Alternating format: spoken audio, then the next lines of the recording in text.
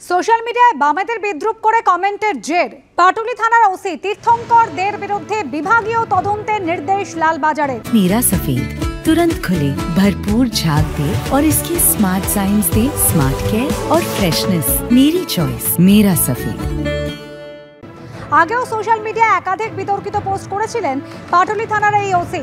আমাদের প্রতিনিধি ময়ূক ঠাকুর চক্রবর্তী রয়েছেন আমাদের সঙ্গে টেলিফোন লাইনে। ময়ূক, পাটুলি থানা ওসির বিরুদ্ধেই তদন্তের নির্দেশ এবার লালবাজারে।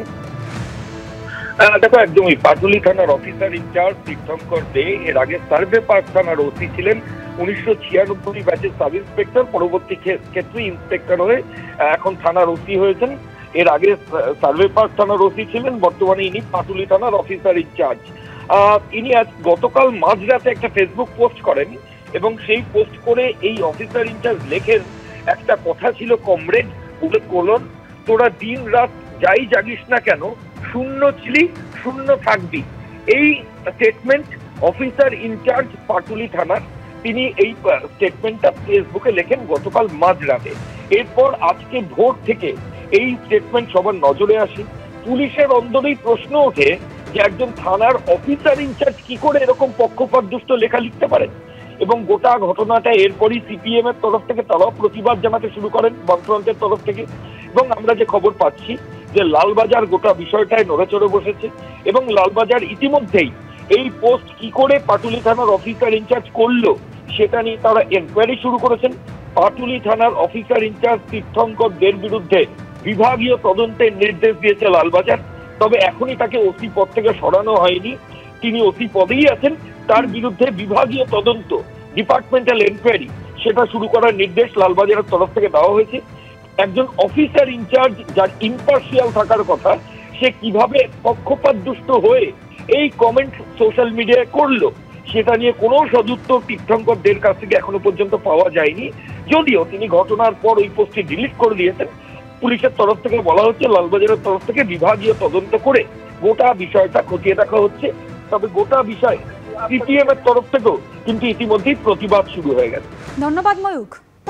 বাইরে চলছে আন্দোলনরত জুনিয়র চিকিৎসকদের ধর্ণা। 3 দিন পড়েছে, দুরাত তারা কাটিয়েছেন খোলা আকাশের নিচে রাস্তার ওপরে। আমাদের দুই প্রতিনিধি রয়েছেন শিবাশিস মৌলিক এবং অরিত্রিক ভট্টাচার্য।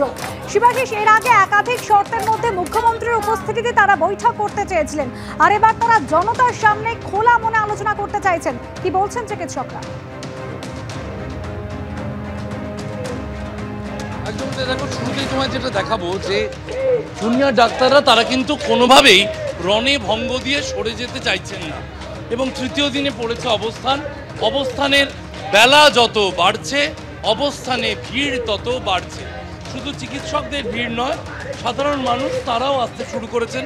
একটু পরেই সিনিয়র চিকিৎসক যারা, অর্থাৎ জুনিয়র চিকিৎসকদের যে সিনিয়ররা, তারা একটা সাংবাদিক সম্মেলন করে তারা জানাবেন যে তারা এই আন্দোলনে কিভাবে রয়েছেন। আমি দেখতে পাচ্ছি সুবর্ণ গোস্বামী রয়েছেন, অন্যান্য চিকিৎসকরা রয়েছেন। আমি কথা বলার একবার চেষ্টা করব। আপনারা একটু পরে জানাবেন বলেছেন। পাশে থাকার যে বার্তা, জুনিয়র চিকিৎসকরা দুরাত ইতিমধ্যেই তারা রাস্তায় কাটিয়েছেন, ত্রিপলের নিচে কাটিয়েছেন, বৃষ্টির মধ্যে কাটিয়েছেন। কি বলবেন? আলোচনার পথ তো চিকিৎসকরা খোলাই রেখেছে। যে আমাদের দাবি খুব পরিষ্কার, জুনিয়র ডাক্তারদের যে দাবি, সিনিয়র ডাক্তারদেরও তাই দাবি। এই 5টা দাবি, এটা নিয়ে আলোচনার পথ খোলা আছে।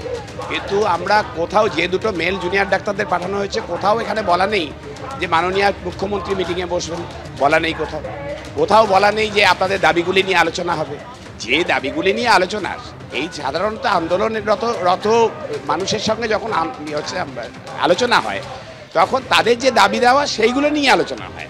এটাই স্বীকৃত। আমার এখানে দাবি হচ্ছে যে কিছু পদাধিকারীর আমরা বরখাস্ত করতে, তাদের পদত্যাগ চেয়েছি, অপসারণ চেয়েছি, আমরা কিছু বিচার চেয়েছি, কিছু জনের শাস্তি চেয়েছি।